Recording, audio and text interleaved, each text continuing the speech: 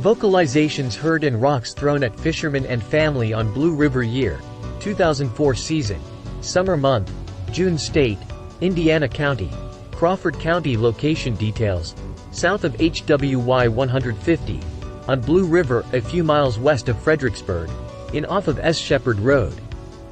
I can drive there but I don't think I could give you adequate directions. Nearest town, Fredericksburg. Nearest road, S. Shepherd Road off Highway 150.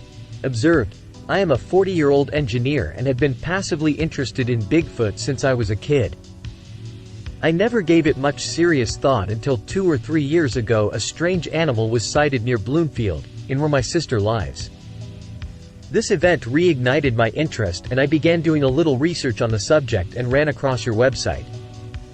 Since then a coworker, John, not his real name, told me about an experience he and his wife and son had last summer on a 600-acre farm along Blue River in southern Indiana near Fredericksburg. The farm belongs to the CEO of our company. He uses it for recreation only. There is a house on the property but no one lives there. Over the past few years he has some problems with the folks who used to own the property and one of the neighbors stealing things and tearing stuff up. My friend coworker is not at all interested in cryptozoology or Bigfoot and would not take the time to write this report. Therefore, with his permission I am submitting this report to you on his behalf. By June, we were all stressed out trying to finish our project on time. John, my coworker, said he took his wife and 12-year-old son out on four-wheelers to the boss's farm for some fishing and stress relief.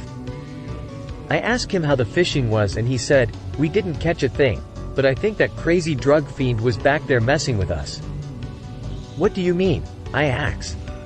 "We were fishing in the river and right after it got dark somebody kept throwing big rocks or something in the water where we were fishing trying to scare us off.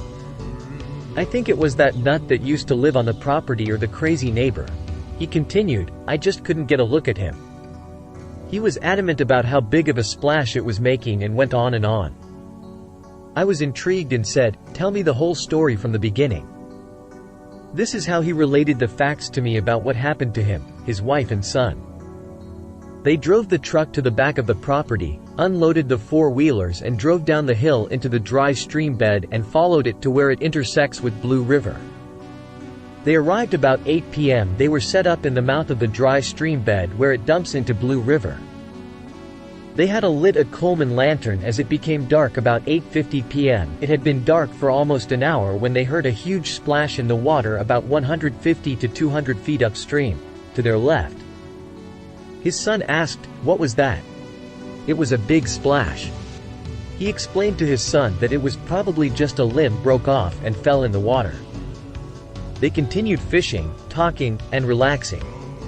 After a minuet or so there was another big splash in the water.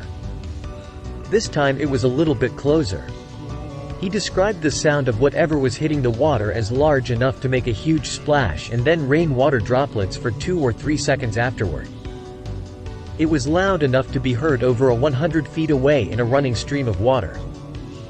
He said it sounded like something the size of a bowling ball, or a heavy log, say 8 inches in diameter and 20 inches long, or a similar large heavy object hitting the water with great downward force.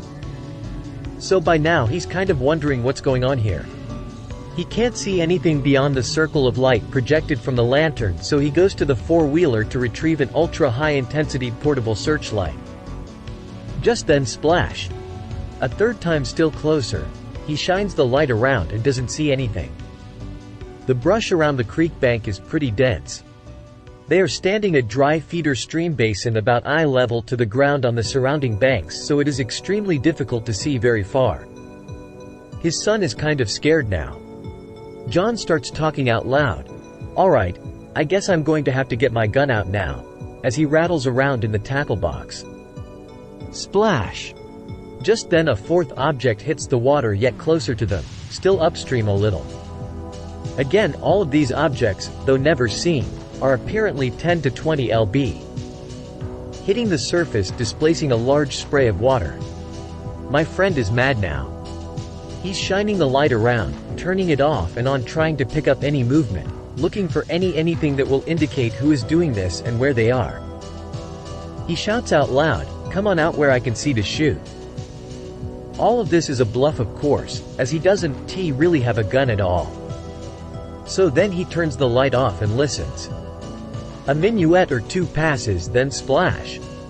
This time he is ready with the light and sees the spray of water from the impact about 30 to 40 feet away. At this point his son is pretty scared and ready to leave.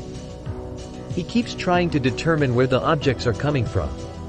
He cannot tell if whoever is throwing them is on the opposite bank or on his side further upstream to the left. He said he feels like they were coming from the opposite bank, but he never saw anything to confirm or deny this notion. The opposite bank is a steep hillside that goes up 100 feet or more at an angle of about 80 degrees. Their side is relatively flat with an open meadow and tree line along the bank to their left and dense woods to the right. By now his son was very scared and they had decided to pack up and leave. As they gathered their gear, splash! Something hits the water again about 20 feet away. Finally, just as everything was ready to go, splash! Something big hit the water so close the water spray hit the bank where they had been standing a few seconds earlier. John said this time he saw the column of water spray shoot up into the air about 20 feet. He indicated there did not seem to be a forward or directional component to the object's path. He said it looked like something had dropped straight down out of the sky into the river. At that point they climbed on their four-wheelers and rode back to the truck. The whole time he was telling me this story he became more agitated over whoever it was messing with them and spoiling their fun. The thought of a creature doing this never crossed his mind. Of course I was trying not to jump headlong to that conclusion, but I was very intrigued to say the least. John said he checked his watch and all 7 objects had hit the water within 12 to 15 minuets at approximately 1.5 to 2 minuet intervals. FYI, Blue River is about 30 to 40 feet across at the point where they were fishing. I asked him, "And, did you hear anything?" "No, nothing," he replied. "I kept listening to try to get a fix on where they were, but I could never hear them moving around." How do you pick up something that big and hurl it into the water 7 times without making some noise on the ground? I asked him. The lantern and the stream made some noise. We were talking off and on. I don't know, he replied. Did you smell anything? I asked. No, he replied. Did notice if the nature sounds had ceased? I asked. I didn't notice the nature sounds one way or another. He stated. Did you have any foreboding or eerie feelings? I probed. Not really, I was more aggravated than anything else. I was obviously worried and concerned for my family's safety and tried to maintain my composure throughout the whole ordeal. But when that last object hit the water so close, with such force, it really did scare me a little. I didn't experience any creepy feelings until we were on our way back to the truck and loading the four-wheelers. At that point I did feel the hair on the back of my neck stand on end. It felt as we were being watched, that if I turned around suddenly someone would be there looking at me. John replied.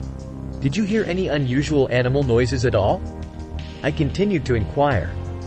His face changed a little and said, Yes, we did hear something, now that you mention it. We did hear a strange scream once about 15 minuets after dark, way off in the distance, like a half-mile away, upstream. Then again 20 to 30 minuets later, real loud, much closer, maybe 200 yards upstream about 10 minutes. Before all of the rock-throwing business started. He described the screams as high-pitched and approximately 4 to 5 seconds in duration. He could not determine what they were. At that point I was very interested and determined to go out there the next day and have a look around. It rained heavy that night and the next several days and flooded that whole area. I went out there about 2 weeks later to look for any sign and came up empty. I'm sure he and/or his wife would talk to you about their experience. I can put you in touch with them if you like. He just don't care enough about what happened to report it. I wanted to go ahead and document it just in case someone else might have seen or heard something. Also noticed, none other witnesses. 3. John, his wife, and son. They were fishing. Other stories. Since then, John mentioned he was at the farm early August 2004 and heard some dogs barking and carrying on for the longest time off in the distance. After a few minuets, they were suddenly silenced, and a couple seconds later, he heard a very long scream, howl that was similar to what he heard that night on the river, only much longer in duration. Time and conditions. Arrived late evening about 8 p.m. left, drove away at 10:07 p.m. It was dark by about 8:50, well after dark. Warm weather. Environment. Creek bottom on 600-acre farm borders that Blue River. No one lives on the property. About half of the farm is wooded and half pastures, corn, soybean, steep hills, rocks, lots of wildlife, deer, turkey, coyote, etc. Follow-up investigation report by BFRO investigator Stan Courtney. I spoke with John by phone. John stated that the rocks appeared to be as large as 12 inches in diameter. The closest rock hit the water 10 feet from the witness. John's main concern during this ordeal was to keep his son from becoming too upset.